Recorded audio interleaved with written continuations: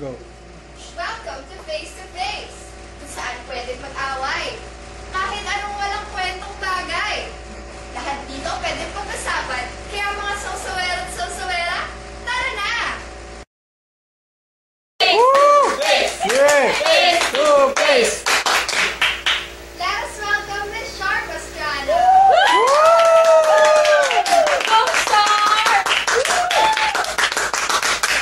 Oh, Miss Sharp Estrada.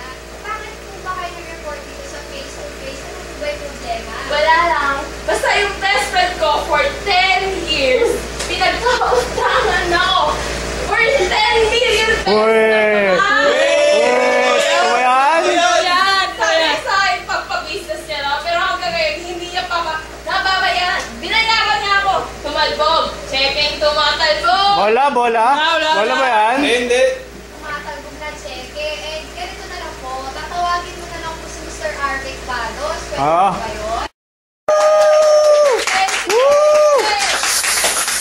Mr. Bados, totoo po ba yung mga inaakusa at pinagbibintang sa inyo ni Miss Pastrana? Walang katotohanan yun. Napakasinungaling yan. Oo, sinungaling ka lang eh. Sinungaling pala yan. Sinungaling ka pala eh. Sinungaling. Eh, totoo po ba na hindi nga totoo yung cheque na binayad niyo sa kanya kaya tumalbog? Oo nga, paano yun? Paano yun? Totoo yun. Ano yun? Posibleng hindi totoo yun. Best friend ko siya. Hindi ko siya bibigyan ng peking May cheque. ebidensya ba yan? Ganon. So, parang sinasabi mo na yung bangko sinungaling. Oo nga! Ah! Tama! Best friend kayo? Oo, may laman yun. Bakit? Ah, sige, makita tayo sa bangko. Gusto mo? Ah! Ah! Sinungaling ka kasi. Sinasabi mo lang yan. Sinungaling ka pala eh. Kilala kita. Sinungaling ka. So, ako may sinungaling. Ikaw na pinauna, ako may sinungaling. My God! Manggagamit. My gosh! Whew! Gamit ka lang eh.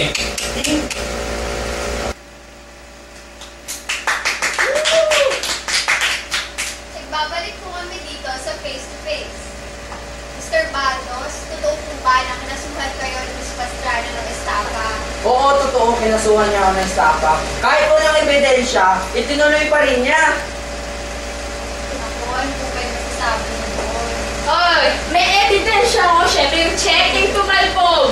Katsa, aside from evidence, may witness din ako. Yung bank teller sa bangko, di ba? Ganon.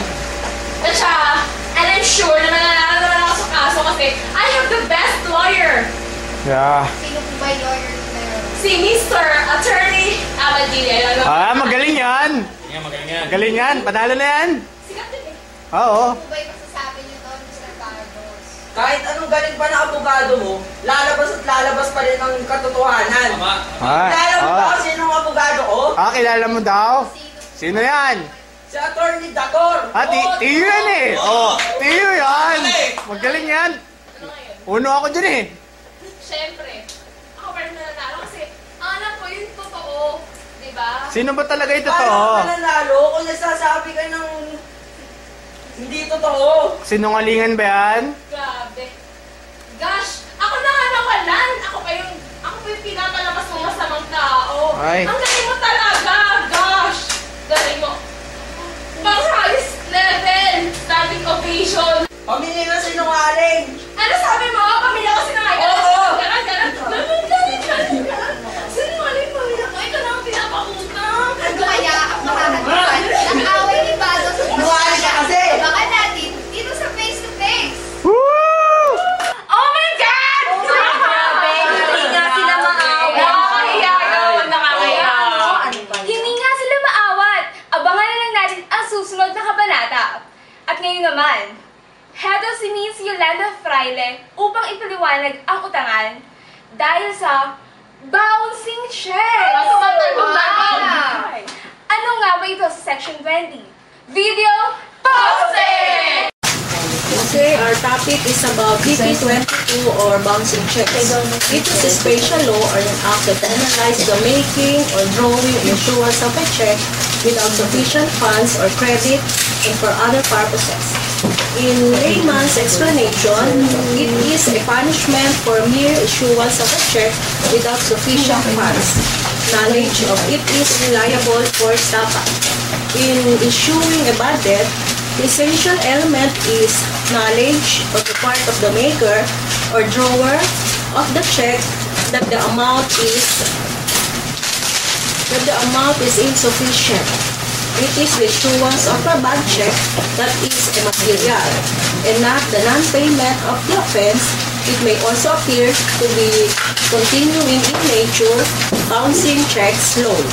If the drawer has a valid reason for stopping the payment, he cannot be liable under BP 22. Dishonor of an ingredient of the offense. The rule that there is only one offense who the offender is moved by the criminal intent or purpose does not apply because in a statutory offense, criminal intent is immaterial. The distinction between estafa as penalized under paragraph 2, section D of Article 315 of the revised penal code and the violation of BP 22 is found in their nature. By postdating a check or issuing a check in payment of an obligation when the offender had no funds in the bank or his funds deposited there is not insufficient to cover the amount of the check.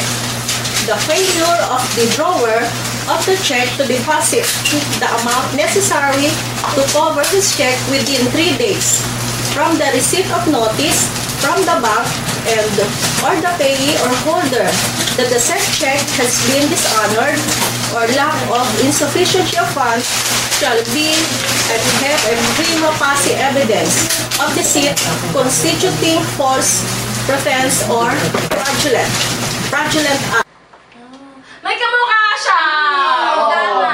Yung mommy ni Patty. Prati Ted. Pati, pababae yun eh, pambabae. Pwede mag-sorry. Lalaki si At Prati. yan ang mga sitwasyon na sakop at hindi sakop ng Section 20. Section 20.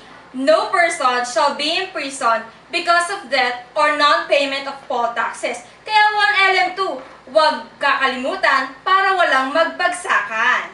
Kami muling tutukan. Dito kung saan ang balita'y nakalap kung saan-saan. Mga balitang ang tema ay utangan! Ito